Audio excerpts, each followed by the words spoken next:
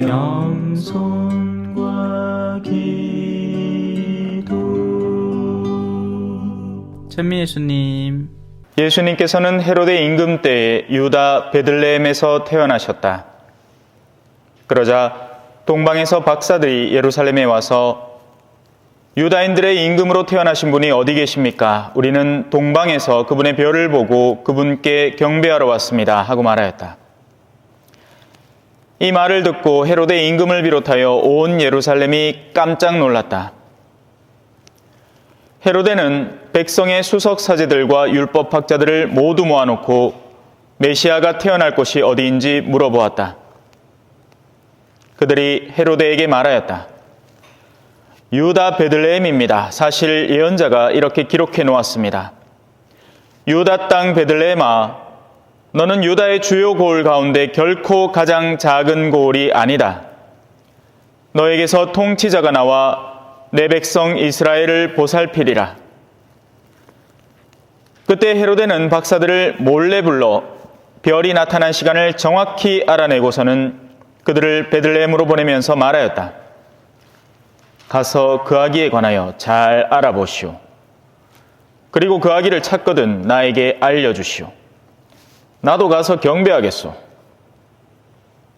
그들은 임금의 말을 듣고 길을 떠났다. 그러자 동방에서 본 별이 그들을 앞서가다가 아기가 있는 곳 위에 이르러 멈추었다.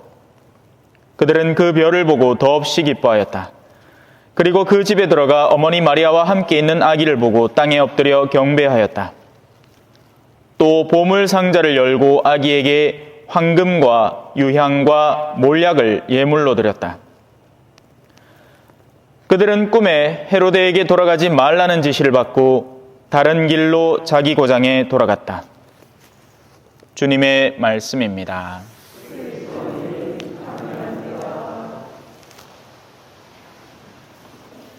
찬미 예수님. 드디어 상 3개 더 추가됐습니다. 성당 오시면 뒷자리 바로 앉지 마시고 앞에 뭐 해놨나 한 번쯤 돌아보기도 하세요. 예. 열심히 여러분들 보라고 꾸며놓는 건데 아무도 안 봐주면 섭섭하잖아, 그지요? 예. 동방박사가 온 날입니다. 자, 오늘 복음은 재밌습니다. 제가 그 재밌는 구조를 조금 알려드릴게요. 저 혼자 재밌을지도 모르지만 항상 저는 복음을 읽으면 그 안에 있는 흥미진진한 사건들이 눈앞에 그려지지만 많은 분들에게는 미사 자체가 그냥 별 크게 의미 없죠, 그죠? 예. 그냥 해야 되는 거니까 하는 수준 정도? 근데 만약에 누가 예를 들어서 학생한테 자기가 진짜 좋아하는 게임을 설명을 해주잖아요. 자기가 몰랐던 아이템을 알려주고 자기가 몰랐던 기능을 설명해주면 쫑긋해가지고 그걸 듣습니다. 왜냐하면 너무 흥미진진하기 때문이죠. 문제는 이 복음 자체에 있는 게 아니라 식어버린 우리의 마음 속에 있는 겁니다. 뭐 맨날 듣는 그 복음, 오늘도 가마 우리 주임 신부님이 또 한 20분 떠들겠구만 가마 할 말 없는 게고, 그거 아니고 오늘은 무슨 말씀을 해주실라나 이러면 또 흥미 있게 들을 수 있겠죠. 먼저는 동방박사입니다. 이 사람들은 다 알다시피 흐릿한 빛 하나 때문에 2억 마일길을 걸어온 사람들이에요. 뭐 그때 당시에 비행기가 있었겠습니까? 뭐 배는 있었겠다. 네, 배는 있죠. 뭐 근데 다른 교통수단, 뭐 여정을 더 빨리 할 교통수단은 따로 없잖아요, 그죠? 그리고 이 사람들은 그 먼 길을 와서 자기가 소중히 지금까지 들고 왔던 보물을 내어놓습니다. 왜 줄까요? 그보다 더한 걸 받았다고 느끼기 때문에 그걸 줄 수 있게 되는 겁니다. 사람의 계산법은 간단해요. 뭔가 가치 있는 게 있을 때 그보다 가치 없는 것들을 기꺼이 내어줄 수 있고 내어주면서도 기뻐하는 겁니다. 요즘 부쉈돈이 문제죠. 10만 원 주마 되나 5만 원만 줘도 되나 그건 뭐 큰 문제 아니에요. 10만 원 줄 만한 사람이 뭐 10만 원 주고 거기 얹어서 10만 원 더 줄 깁니다. 부모님들이 자식한테 돈 물리줄 때, 야, 아들을 보자, 내 한 5천만 원만 줄까, 뭐, 이렇게 합니까? 아니죠. 죽고 나면 다 주게 되죠. 예? 뭘 재고 자시고 해, 내 새끼인데. 근데 너한테 뭘 줄락하면 아까봐 죽는 거예요. 예. 내 자식한테는 어떻게 보면 장기 투자고, 가들한테 잘 비놓으면 노년에 내한테 잘 해줄 수도 있으니까 그런 투자 심리가 작동을 해서 하는 기고, 그거 아니고 진짜 착한 부모님은 이미 줬죠. 예. 뭘 갖고 있어? 믿고 맡기면 되지. 근데 아들이 내가 지금 줬을 때 그 다음부터 나를 내팽개치지 않을까 하는 겁잇을 들기 시작하면 여러분 자식 농사 잘못 지은 겁니다. 망한 거예요. 예. 자, 동방박사는 자신들이 알고 있는 가장 흐릿한, 가장 작은 지식에 커다란 희망을 두고 그걸 실천해 나가는, 여행이 뭐 하루 이틀 일이 아니었을 거 아니에요. 그죠? 나날이 고민해야 돼. 계속 따라갈래? 세 명이서 입을 맞춰가면서, 아니, 가보자. 분명히 뭔가 일어나고 있다. 가보자. 비록 흐릿한 별빛이지만 우리는 동방의 박사들이고 우리 별들을 연구하는 사람으로서 지금 저 하늘에 분명히 남다른 일이 벌어지고 있다는 것을 알고, 저것은 분명히 어떤 약속된 왕에 대한 표시다. 가보자, 가보자. 세 명이서 의견 맞추는 거 쉬운 일 아닙니다. 신학교에 그 격언이 하나 있습니다. 혼자서는 가끔씩, 둘이서는 절대, 셋이서 항상. 이게 뭐냐면 산책의 원칙이에요. 라틴어 격언에 이런 게 있습니다. 혼자서는 가끔씩 산책해도 돼요. 생각을 정리할 게 있고 하면. 근데 둘이서는 하면 안 돼요. 왜냐하면 분명히 싸울 거기 때문에. 의견이 다르고 어떤 의견 때문에 이야기를 시작하면 둘이서는 안 돼. 그래서 현대 부부도 마찬가지입니다. 둘이서만 잘 살겠다, 이거 불가능합니다. 자식이 있어야 돼요. 그래야 그 자녀 때문에라도 또 사는 거고, 그 자녀 때문에 조율이 되는 겁니다. 우리가 이위일체를 믿는 게 아니죠. 삼위일체를 믿습니다. 그죠? 자, 그렇게 동방박사 세 사람은 자기가 아는 가장 미흡한 것으로 구체적인 실천을 해가면서 그 미흡함을, 인자 소리가 똑바로 나오네. 항상 어제 마이크가 좀 이상해요. 들립니까? 아까 또 똑같아진 것 같은데? 이제 들리요. 아까도 물론 제가 빽빽 소리를 들으니까 들리지만서도 마이크가 좀더 맞춰주면 더 소리를 안 질러도 되는데, 그죠? 어디까지 얘기했죠? 자, 동방박사 세 사람은 자신이 아는 흐릿한 지식을 구체적인 삶의 실천으로 나날이 메꿔가면서 실행하는 사람들입니다. 여러분이 믿으시는 것을 확증받았습니까? 우리는 그러지 않았습니다. 우리는 지금 거울을 보듯이 흐릿하게 하느님에 대해서 알고 있고 예수 그리스도에 대해서도 미흡하게 알고 있지만 그걸 구체적으로 실행하면서 채워나가고 있는 중인 겁니다. 그래서 우리 역시 동방박사의 여정을 걸어가고 있다고 보시면 돼요. 물론 중도 포기한 사람이 많겠죠. 여러분들 자녀들 중에 벌써 수두룩 빽빽하고 성당 안 나오는 사람 부지기수 아닙니까? 그래요. 왜냐하면 이래 살기 싫다는 거지. 눈앞에 뻔히 보이는 성공의 가도가 있는데, 성공가도라고 표현을 하잖아요. 이거는 내가 그러면 돈 버는 일인데, 내가 땅을 파마, 거기 뭘 숨구마, 돈을 쫙쫙쫙 벌어내는 일인데 돌았다고 신앙에 시간과 노력을 허비합니까? 세상은 투자만 하면 결실을 딱딱 갖다 바쳐주는데 뭐 한다고 내가 신앙을 해요?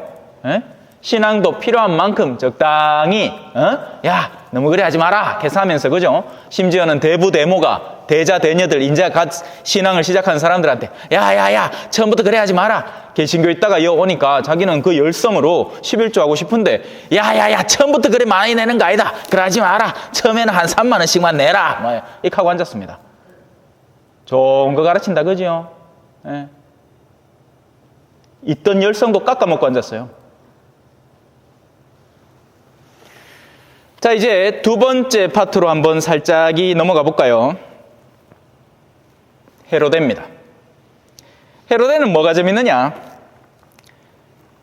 그러니까 전능은 하느님만 갖고 있고 어마어마한 권능과 권력과 이 능력을 지니고 있습니다. 문제는 뭐죠? 한 발자국도 움직이질 않습니다.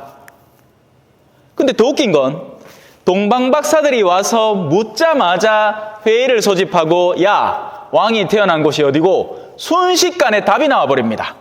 베들레헴입니다. 동방박사는 그 흐릿한 빛에 의지해서 지금 이 먼 여정을 두고 와서 이제 마지막 단계에 이르러서 지금 갈피를 못 잡고 있는데, 그걸 자기 구역 내에 뻔히 알려고만 하면 금방 알아낼 수 있는 이 작자는, 헤로데라는 이 작자는, 임마 이거는 온갖 쌍욕을 다 해도 모자라요. 왜? 나중에는 아들까지 다 죽였거든. 어마어마한 살인범에, 어마어마한 교만에, 어마어마한 왕권을 지닌 사람인 겁니다. 자신의 세속 권력을 향유하면서 세상에 집비 없는 줄 알았지. 알려고 하니까 순식간에 알아내는 거예요. 어디고? 유다 베들레헴입니다. 더 웃긴 건 뭔지 아세요? 아주 교활한 거짓말쟁이입니다. 가서 그 아기에 관하여 잘 알아보시오. 나는 안 가오. 나는 가기 싫소. 나는 지금 방구석에서 한 걸음도 움직이기 싫소. 성당 관련 일이라 나는 안 하오. 나는 세상에 무슨 콘서트 있으면 가고, 요새 뭐 임영웅이가 뭐 누군가 한다 하면 내가 나이 80은 할매지만서도 그거는 쫓아가지만, 성당은 관련된 일이다. 아이고 그건 딴 사람 시키소. 그거는 내가 할 일 아니요. 한때 이 성지순례 한창 왕성할 때, 그죠? 제 지난번에도 잠깐 말씀드렸죠. 어르신들 모시다 놓고 관광버스 내려가면 차 안에서 난리 납니다. 왜? 성당을 때려오던 어르신들이 버스 난간 붙잡고는 사람들은 의식하지 말아요. 그때 마차가 또 마이크도 딱 들어와 주네. 2시간을 그래 가는 게요. 성지 갈 때까지. 와, 그 체력이 어디서 나나 몰라. 어르신들이 맨날 움직이는데 움직이니까 이 동작은 지치지를 않네. 네. 지정신입니까? 그렇게 해놓고는 또 뭐 봉사활동 한다고, 아이고 허리야, 아이고. 이제 지금 세상이 바뀌면서, 그죠? 많은 것들이 바뀌어가고 있죠. 옛날에는 60 넘으면 환갑잔치하고 막 생 난리 났어요. 지난번에도 병자성사 가니까 벽에 환갑잔치 사진이 걸려있더라고요. 옛날엔 60 넘으면 오래 살았다고 칭찬해 줬습니다. 지금 어때요? 거꾸로죠? 60은 얼라입니다, 얼라. 우리 성당 같은 경우에는 70대가 주력이고 60대 있으면 청년이에요, 청년. 예. 이장 못 시키가 난립니다.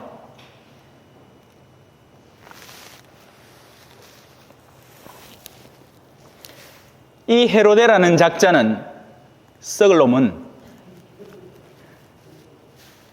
거짓말쟁이에다가 살인자입니다. 박사들을 보냅니다. 보내면서도 그들을 속이려고 하죠. 알아보시오.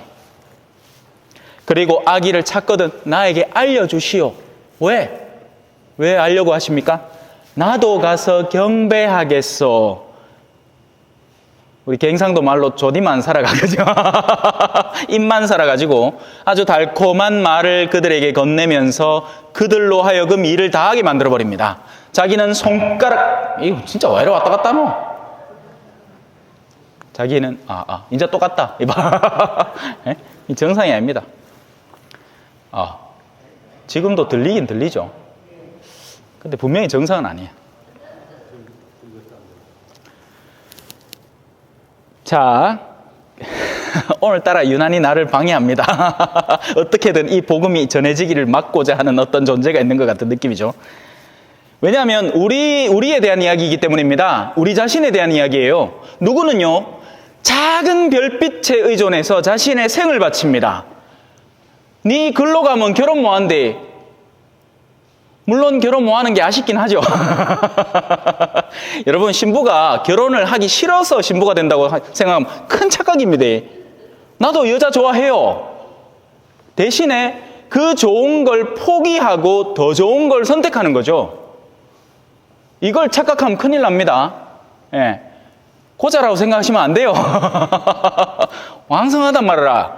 하지만 더 좋은 것을 선택하기 위해서 덜 좋은 것을 내려놓는 거죠. 동방박사들이 바로 그걸 했잖아요. 황금.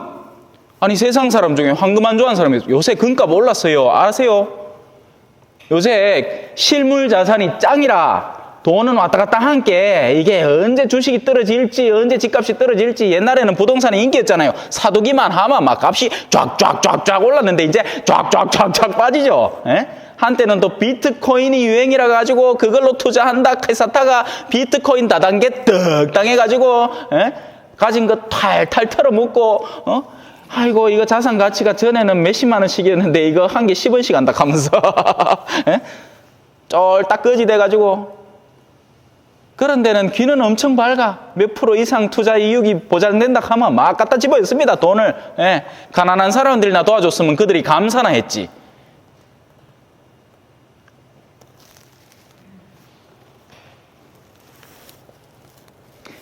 동방박사들은 그렇게 흐릿한 불빛에 의지해서 자신의 생을 바쳐가는 사람들입니다. 그리고 약속된 왕을 만나죠. 반면 헤로데는 모든 것을 알고 있고 그것을 그 즉각 실행할 수 있는 능력이 있으면서도 방구석에서 한 걸음도 움직이지 않는 존재입니다. 몰라서 안 움직이느냐? 알고도 움직이지 않아요. 제가 하나 물어볼까요? 여러분들 여기 미사 드리러 온 분들 가운데 우리가 하늘나라에 대한 복음을 기다리고 있다는 걸 모르는 사람이 있습니까? 그거 없이는 여기 왜 옵니까 도대체? 이거 뭐 먹을 게 있다고? 물론 가끔씩 떡도 주고 빵도 주고 먹을 걸 많이 주긴 합니다만은 초전성당 특별히 더 떡을 많이 주죠. 그죠? 예. 내 이마에 떡 많이 주는 본당 처음 봤습니다. 예.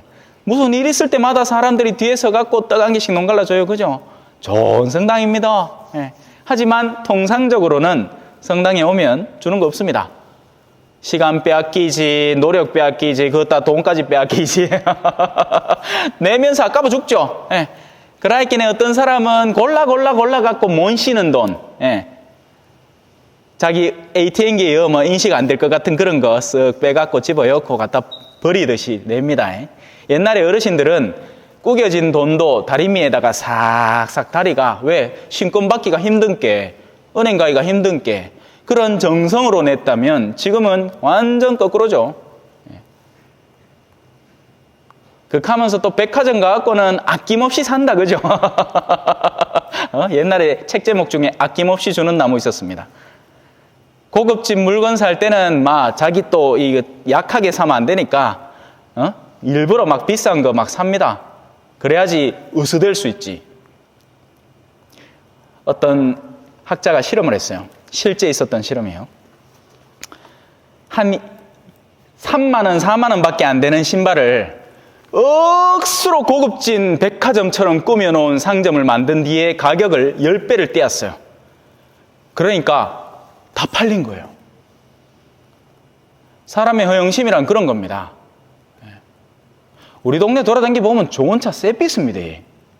제네시스가 그렇게 많고 제네시스가 우스울 정도로 어떤 때는 길 가다가 그 포르쉐도 봤어요. 저는. 요새 전기차도 비싼데 잘 사죠. 어디 돈이 그래 나는지 몰라. 돈이 많아서 산 게 아닐걸요. 그런 것들을 사서 남에게 보이는 시선이 있으니까 없어도 사는 거죠. 반면 이 헤로데라는 인물은 그렇게 옴쭉달싹을 하지 않으면서 자기의 존재 자체를 거짓으로 밀어넣고 또 나중에는 그것도 모자라서 살인까지 저지릅니다. 사실 오늘 토요일, 오늘 며칠이고? 7일, 토요일, 일독서에는 보통 이제 토요일은 미사를 안 하니까, 그죠? 토요일은 미사를 해도 보통 저녁 미사를 하고, 저녁 미사는 거의 다 그냥 주일 미사를 땡겨 하는 거니까, 토요일 미사는 사라져버립니다. 하지만 오늘 토요일에 이 일독서에 이렇게 되어 있습니다. 누구든지 자기 형제가 죄를 짓는 것을 볼 때, 그것이 죽을 죄가 아니면 그를 위해서 청하십시오. 사람은 죄에서 회복될 수 있도록 도움이 필요합니다. 그리고 죽을 죄가 아닐 경우에는 그 도움을 회복할 수 있도록 청해야 됩니다. 그러면 그가 조력을 얻고 그 기도의 힘으로, 도움의 힘으로 자기의 어두움에서 회복될 수 있습니다. 기도해 줘야 돼요. 그런데 재밌는 게 하나 있습니다. 이는 죽을 죄가 아닌 죄를 짓는 이들에게 해당됩니다. 죽을 죄가 있는데 그러한 죄 때문에 강구하라고 말하는 것은 아닙니다. 죽을 죄를 짓고 살아가는 이들, 오늘 이 복음의 헤로데와 같은 온갖 거짓의 산물, 그러면서도 무능력이죠. 영적인 무능력이죠. 왜냐하면 영혼이 이미 죽어버렸으니까 만약에 헤로데가 자기가 이제 로마 황제가 더 큰 벼슬을 주겠다 하면 당장 차려입고 나설 겁니다. 왜냐하면 눈에 보이는 실제 황제이고 내가 받을 권력에 실제 만져지는 듯한 권력이니까. 그러고 나면 하다못해 이 계급장이라도 하나 더 달고 오겠죠. 하지만 영적인 계급장, 영적인 실물자산 이렇게 표현한 사람 아무도 없을 기라. 영혼의 실물자산에 대해서 사람들은 투자하기를 아까워합니다. 구두쇠가 되죠. 제발 그러지 않았으면 좋겠어요. 오늘 동방박사들이 우리에게 주는 교훈은 눈에 보이지 않는 가치이지만 그들의 영혼 속에 눈에 보이는 그 복음의 빛을 따라서 성실히 하루하루 걸어갔다는 것입니다. 그리고 그들은 마침내 원하던 것을 얻게 되죠. 구원을 목격하게 되고 그 증거가 자신이 그동안 아껴오던 보물들을 기꺼이 내어 바치는 겁니다. 황금, 왕이 지니는 금속이죠. 그래서 예수 그리스도의 왕권을 상징합니다. 유향, 우리 미사 때 향 올리는 거 있죠. 예. 그러면 이제 그 향기와 더불어서 향기는 쫙 퍼지고 그리고 구름 기둥이, 연기가 이렇게 구름 기둥을 형성하잖아요. 옛날 이스라엘 백성이 그 광야를 다닐 때 자신들의 민족 앞을 이끌어가던 밤에는 불기둥, 낮에는 구름 기둥, 곧 하느님의 현존, 그리고 사제직의 표현이죠. 예수 그리스도는 진정한 사제이심을 드러내는 겁니다. 유향은, 몰약은 뭘까요? 몰약은 사람 죽을 때 바르는 겁니다. 우리 염하면서 사람이 보통 죽으면 냄새가 심하거든요. 시체 썩는 냄새는, 물론 저는 시체 썩는 냄새를 간접적으로, 아니다, 저도 맡아봤구나. 볼리비아에서는 보통은 이제 사람이 죽으면 우리나라처럼 냉동고가 있고 뭐 이런 거 없습니다. 그냥 눕혀놔요. 관에 화장해가. 그러면 그게 날도 덥고 습하니까 우리나라 여름 날씨하고 비슷하거든요. 그러니까 그 냄새가 납니다. 앞만 가리려고 해도. 또 정상적으로 죽은 시체면 괜찮은데 그나마 이제 여기만 잘 막으면 냄새가 안 나는데 심한 사고를 당하고 하면 막 엉망진창이거든요. 그나마 그 냄새는 근처만 가도 나요. 여하튼 그런 시체의 냄새를 막기 위해서 몰약을 바르는 겁니다. 일종의 향수나 뭐 이런 향료 같은 개념인 거죠. 그래서 몰약은 곧 죽음을 상징적으로 드러내고 예수 그리스도는 죽을 것이다. 그리고 죽음은 어떤 권위를 나타낼까요? 왕 나왔고 사제 나왔으니까 한 개 남았죠. 예언자의 운명입니다. 예언자는 입 바른 소리를 하기 때문에 사람들의 증오의 대상이 됩니다. 거짓 예언자는 귀에 달콤한 소리를 하기 때문에 사람들이 박수 쳐줍니다.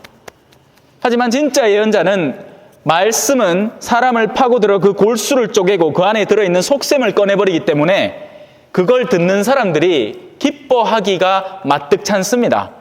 보통은 저놈 입을 틀어막아야지 하는 움직임으로 속에서 이 부정적인 마음이 더 빨리 들죠. 그래서 예언자는 십자가에 못 박혀 죽을 수밖에 없는 운명으로 태어납니다.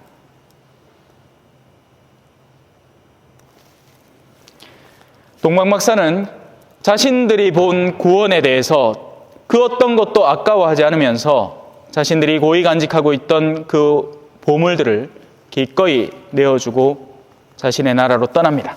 마지막에 숨은 게 하나 있죠. 그들은 꿈에 헤로데에게 돌아가지 말라는 지시를 받고 다른 길로 고장에 돌아갔다. 자, 우리 흔히 하는 착각이 있습니다. 신자는 착해야 되는 거 아닙니까? 그렇죠. 신자는 착해야 됩니다. 하지만 착함은 식별이 있고 분별이 있어야 됩니다. 그 말은 무슨 말이냐? 내가 구원할 만한 여력이 되는 사람이 있고 내가 구원할 수 있는 범주를 벗어난 사람이 있습니다.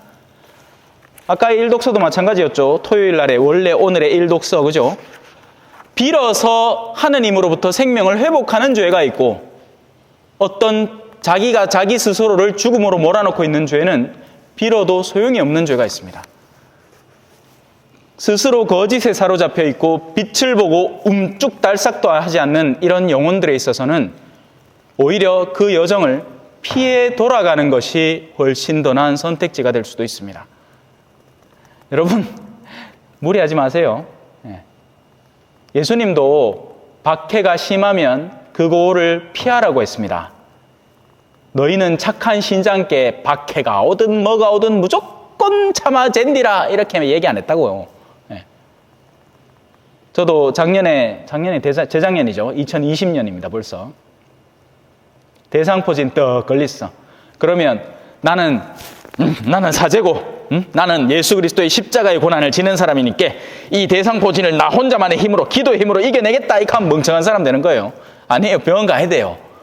병원 가가 그 가장 최고로 독하다는 마약성 그 패치도 좀 붙이고 통증이 이쪽 머리로 왔기 때문에 위험했단 말입니다.